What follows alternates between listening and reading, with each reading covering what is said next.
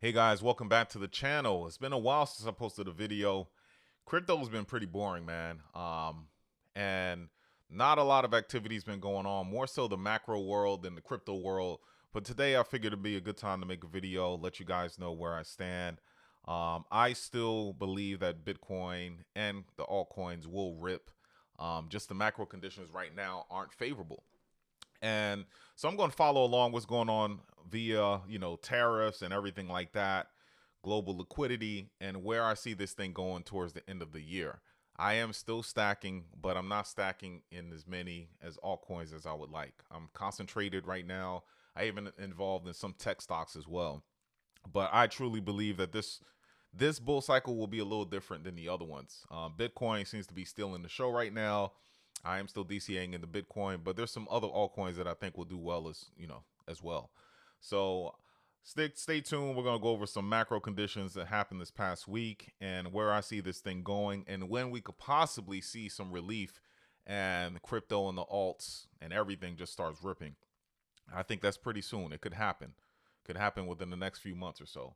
All we need is that one big catalyst, and I think things will be nice, and our bags will definitely rip and grow the way we thought it would this bull run. So let's get into it and see what's going on in this crypto world.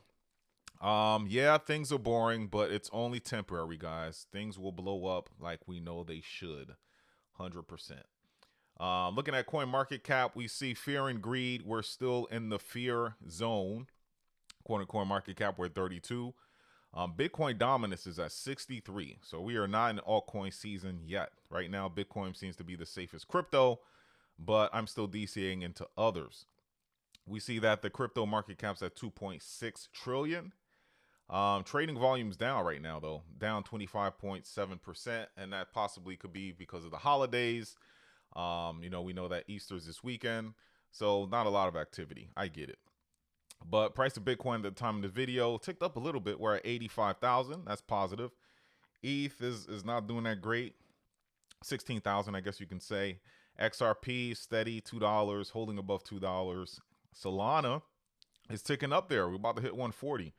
And we see that for the past 24 hours, Solana's up 3.3%, up 10% for the week. So Solana's performing strong out of the top 10 alts here. ADA is at 62 cents. We see Chainlink's at 12 bucks, Avalanche 19 bucks, Toncoin almost $3, Hedera 16 cents, Sui's at $2.13, and Hyperliquid is one that I have my eye on. It's at 17, 18 bucks, give or take. And for the past week, Hyperliquid is up 15%. That's not a bad one. And then I can't leave Litecoin out. Litecoin's down tremendously. Litecoin was over 120 not too long ago. 76 bucks right now. I think it's a good buy. But that's what's going on there with crypto. And let's take a look at some macro stuff. In the news this past week, we know that current president is looking to oust the Fed chair here in the U.S. And it's not within his power, according to everything that I know, for him to do so. But he's trying to find a way around that. It's going to be an interesting situation because Fed chair said he's not leaving his post. And I don't think that the current president can fire him. But we'll see how this takes off. And the reasoning is because the president believes that he should be acting quickly as far as cutting the Fed fund rate. And that's not happening quick enough for him. Whereas, and I'll show you what Jerome Powell's response is, I don't think he's ready to do that yet. So the next meeting is next month. And the markets are predicting that there will not be a rate cut. They are predicting in June we'll probably get a rate cut. How big of a rate cut, I don't know. But this standoff here is going to be interesting, especially with the backdrop of the tariffs. Also, we look at the administration. They're announcing fees on Chinese ships that are docking at U.S. ports. And this tariff war between the two countries is not great because here in the U.S., we rely on a lot of Chinese imports. And if you're anything like my wife, just any major households, if you buy stuff from Amazon, a majority of that stuff is coming from China. So we already have a backdrop of inflation, it was decreasing, but with these tariffs, I don't think it's going to help the price of goods. And things may go up So the better or the quicker this thing resolves itself, the better it is for everyone, not just for our crypto and our stocks, but just for life in general, for everyday living. And I hope that's what happens.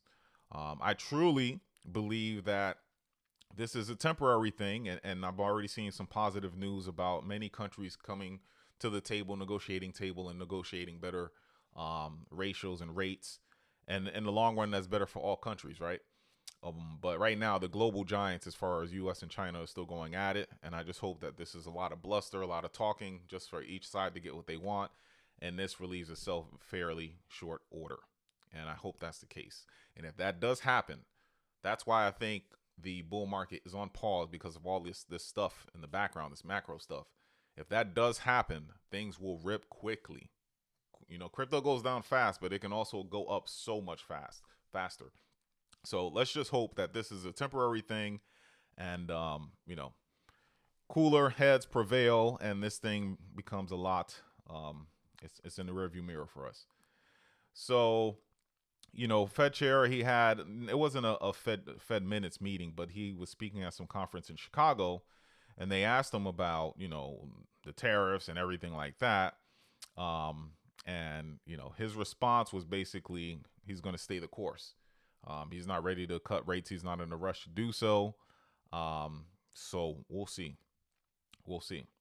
He did say, as a result of the tariffs, unemployment is likely to go up as the economy slows. In all likelihood, inflation is also likely to go up as well.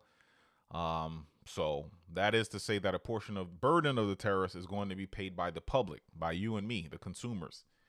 So he's waiting to see how that all plays out before he makes a decision on where the Fed rate goes. Now, the markets are predicting that here, May 7th is the next Fed meeting, and May 7th, 2005, and there are 86.8% that we will stay put. There'll be no cuts and no rate increases. So that's positive. Now, the next Fed meeting is June 18th of 2025. Here, about 54% believes there will be a 0.25 cut, whereas 38.5% believe we will remain the same. So that is something to watch.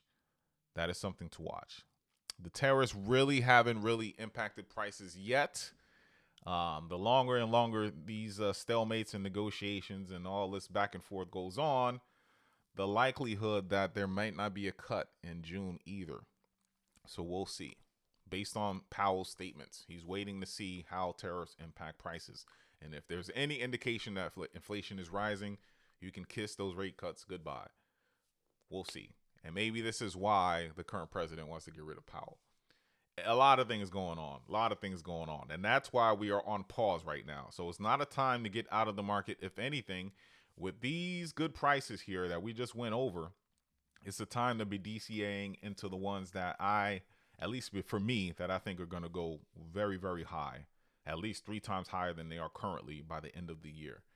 But we need some things to happen first. So we'll see. So next up, as part of the tariff back and forth, Ford suspends shipments of their number one selling F-150 pickup trucks to China. And also earlier this week, China talked about some rare minerals. They're pausing shipments of that to the U.S. So there's just a lot of things back and forth. Hong Kong is stopping postal service to the U.S. We just don't want this thing to escalate. Every week we're hearing crazier and crazier things. We just need to, hopefully this is put behind us. And once this puts behind us, things will be better for both countries. So let's wait and see. On a more positive note, the inflows as far as Bitcoin ETFs go aren't as high as they once were, but it's still there. And corporate companies are buying too. Just to give you a quick update, IBIT, which is BlackRock's ETF, they have over 573,000 Bitcoin. MicroStrategy with Michael Saylor, they have 531,000, and he just bought more earlier this week. At least he announced it. Fidelity's at 194,000. You have GGBC, Grayscale, they're at 190,000. Tether, which is stablecoin, they also have a Bitcoin reserve. You see that 92,000. Then Mara who was a miner, 47,000. So it goes on and on and on and on, right? Companies are stacking, and these are just the ones that are publicly acknowledging that or disclosing that. There are others that I believe on the low are also stacking as well, and the number of companies will continue to grow. You know, um, so this is positive. There's also countries following the MicroStrategy Bitcoin Reserve plan, such as there's one Meta Planet in Japan. There's a few in Canada. So all around, countries are stacking, companies are stacking, and it's just a matter of time before people follow suit. So things are still positive in crypto world. Don't dismay. Don't think that things are bad and it's time to get out, that the bull run's over. At least in my opinion, I don't think so. Just looking at the inflows on April 17th. We know yesterday the markets were closed for Good Friday. But look, inflows, BlackRock still put in 80 million, Fidelity 25 million, and everybody else was, put. So they didn't sell. So that's positive too. And with all this crap going on, Bitcoin still remains over 80,000, guys. If you put things in perspective, back in the day, let's say years ago, these news of this tariff or anything like that, Bitcoin would have dropped tremendously. But we're still holding steady. It just shows the strength of Bitcoin. Even some of these alts, that we see here, if you think about crypto years past, some bad financial news like what we just got, these prices would be much lower than they are currently. So, I just think that all we need is some good news and things will definitely turn around. So let's look at flows for the past week. All right. And let's look at what people, or not people, smart money, what were they buying? The hedge funds, institutions, ETFs, what were they purchasing the week ending April 12th? And we see there was a heavy outflow of Bitcoin, 751 million. Big outflow of E, 37.6. Solana had an outflow of 5.1 million. The only one in the black is XRP with an inflow of 3.4 million. Interesting. And then Sui had an outflow of 600,000. Litecoin outflow 300,000. ADA 300,000. And Pith was nil. But for the year, institutions, hedge funds, they bought 545 million of Bitcoin, 241 million of ETH, Solana 79 million. Look at XRP, 176 million of them buying XRP. What do they know that we don't? This is what you want to follow. Follow smart money. Sui has an inflow of 52 million. I'm going to show you what's going on with Sui as well. They have some things going on as far as activity on their chain. Litecoin inflow of 5 million. ADA inflow of 70 million. For all my Cardano heads out there, that is positive. So let's look at retail. What is retail buying? This is according to Coinbase. We see that right now inflow for smart retail, 51,000. Bitcoin's number one. Number two, XRP. Do you see the trend? Institutions buying XRP, even retail, they're buying XRP too. They have a strong community. Forget about on-chain metrics, but as far as community and buying, they're all about it. ETH number three, about 23,000. Solana 18,000. Litecoin 11,000. ADA 5,000. Hedera 4,000, and so on. And look at that at the bottom there. Sui is about 1,000 buyers, and Chainlink 1,000. But if we look at the top, as far as what retail is buying right now, top five is going to be Bitcoin, XRP, ETH. We won't consider USDC stablecoin, and then we have Solana, and then Litecoin. So that's what retail is buying right now. And as far as what I'm DCAing into currently is going to be Bitcoin, XRP, Solana, Litecoin, and Sui down at the bottom. That's what I'm currently buying. So that is positive. We see Binance says major multiple governments and sovereign wealth funds have approached the company about creating crypto reserves. Didn't say Bitcoin, crypto reserves. Interesting to see what these governments would like to hold. We know that Bitcoin is probably at the top of the list, but here in the US, they also talked about a fund, a digital asset fund or stockpile, and I wonder what names will be in that.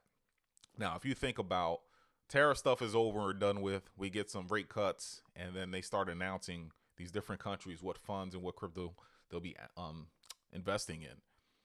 That's the perfect recipe for the end of the year, third, fourth quarter, for these crypto, these alts to start going crazy. And that will be in line with past bull markets, how at the tail end, that's when alts start to rip. This is the type of news you need to be watchful for. You know, you need to watch this, watch and see this as far as what retail's buying, see what the institutions are buying.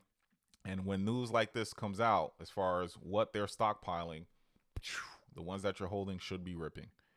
Now let's take a look at some other on-chain stuff here. We see that daily active addresses. This is the last 24-hour data, according to Artemis. Solana's at 5.4 million daily active addresses. Sui is at 1.5 million. And then we have Near at 3.2 million. Very, very interesting. Aptos is at 357,000. ETH at 348,000. And then you see at the bottom there, we have Avalanche, the C Chain 31,000, and Cardano 23,000. Now, if we look at daily transactions, so daily transactions, we see Solana at 87 million, y'all. Near 5.6 million. Sui 5.2 million. Daily transactions on Sui, 5.2 million. The next closest will be their sister chain, Aptos at 1.6, and then you see ETH at 1.1. Sui, although the price action is not showing, if you look at daily active addresses and daily transactions, they're doing it. That's part of my investing strategy. I want to be on the chains and investing in the chains where there's a lot of activity. A lot of activity equals revenue, and you get it. So Sui is one that I am stacking, like I just mentioned. So let's take a look at this. Some Sol news. In Canada, they launched their first spot ETF. Here in the US, we know that we're expecting to get a Sol spot ETF here, hopefully later this year, amongst some other altcoins, but Canada launched their first one on April 16th, and it was issued by asset managers including 3iQ, Purpose, Evolve, and CI, boosting institutional interest. Could this be the reason as to why Solana is up 10% for the week? Possibly could be. Now, you have this already in Canada. What happens when the US starts launching their spot ETFs in Sol? Based on all the other metrics I just showed you as far as how much the chain is being used, the price of Sol is going to go crazy. That's why I'm a big bag holder of Sol. And also, SEC dropped one of their remaining lawsuits against crypto things here. Helium, which is a dApp on Solana, has been dropped. The SEC dropped their case because of alleged security violations. So that is good news as well. SEC is very crypto friendly now, not like the past led Gary Gensler SEC. Also, Cathie Wood stands by her 1.5 million bull prediction for Bitcoin in 2030. That's why I always DCA into Bitcoin. There's only 21 million ever going to be produced. A good percentage of that is lost forever. Either lost through security, not remembering codes, or the holders passed away and didn't give up their code to anyone else. And so that number is even less than that. Then you just have countries, wealthy people just stacking. That's a growing asset. And the price over time is just going to go higher and higher and higher. 1.5 is extremely bullish. I don't know if I see it, but I'm for it. If it does happen, that is a great thing. And then you want to see where you are. I believe everybody's objective and goal, not financial advice, is to be at least a crab. Crab meaning you own 1 to 10 Bitcoin. Everybody's goal should be that. If you have children, if you don't have children, it's something good to leave behind for your family, your loved ones. I just think it's going to help as far as wealth goes. Right now, not too many people know about it. Of course, you're in the chamber box right now you're looking at a crypto guy. If you go to your job, you talk to your family, not too many people know about crypto yet. So we're still early. Although it feels like, Bitcoin, wow, was at 40,000. It hit 110. Now we're back to 80,000. It's too late. We're still so early. And I think everyone's goal should be to hold at least one Bitcoin. So that's why no matter the price of Bitcoin, I will always DCA into Bitcoin because it's the anchor of my digital asset portfolio for sure. Now, I did pivot a little bit. Since we're towards the tail end of a bull cycle in crypto, it's good to probably look at some stocks as well. So here in the US, Nvidia has some FUD going on, has to do with the tariffs from China and all of that. But Nvidia kind of like has a monopoly on the chips, The chips used, semiconductor chips used for everything that we use, your phones, your cars, a lot of the gadgets, right? And it's specifically for AI. AI is the future, whether you like it or not. And with all the FUD circulating around China and these tariffs, Nvidia is taking a big hit. Year to date, according to TradingView, is down 25.3%. That is screaming buy for me. There's no way a company this big is going to go down. They're going to work something out with the governments, or a deal will be made soon worldwide where we don't have to worry about these tariffs anymore. But it's a screaming buy for me right now. So I've been DCAing into Nvidia. I think it's for me, it's a good pivot. The other thing that I'm pivoting into is Tesla. And I know right now Elon is not the most popular guy. You can probably say he's hated by a lot of people. But the company in itself is just amazing to me. Shaq once said the greatest investing advice he got is to invest in companies that can change the world. And I believe Tesla is one, just with their full self-driving, not to mention their electric cars, but what sets them apart, they have the self-driving, and it's pretty good. It's not only a car company that doesn't advertise per se. You don't see their commercials on TV. So that's not an expense that they're incurring.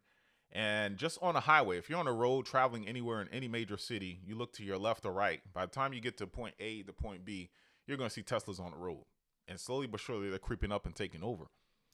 Then there's the Model 2 that's coming out, which should be a very economically friendly vehicle. And it looks pretty good. And I think that's going to do well. Then you have the taxis, robots, cabs, trucks. There's so much growth potential with this company. I just think it's a amazing company. So I'm a DCing into Tesla as well. But I digress. I'm just letting you know that where my mind is as far as investing goes. Crypto and bull market still on just pause right now due to macro events. We are still there, guys. We're still in the thick of it. Be strong. This is the time where a lot of people get shaken out right before a big move. Don't be one of those shaken out people. I'm excited to share the journey with you guys. I hope you're still DCing into your favorite projects. And I will be making more videos. It's just right now, I get it. I see what's going on in the space. People are kind of not sad, but pissed off and all these things. It's just not a fun time to be in the market right now. But this is the time when wealth is really accumulated. When it's not fun, people aren't FOMOing. You just got to have strong conviction in your projects. And I believe the strong ones, especially the ones that have spot ETFs set to be approved, or the ones that are affiliated with the government right now here in the US, those will do very well. So until next time, enjoy your holiday weekend.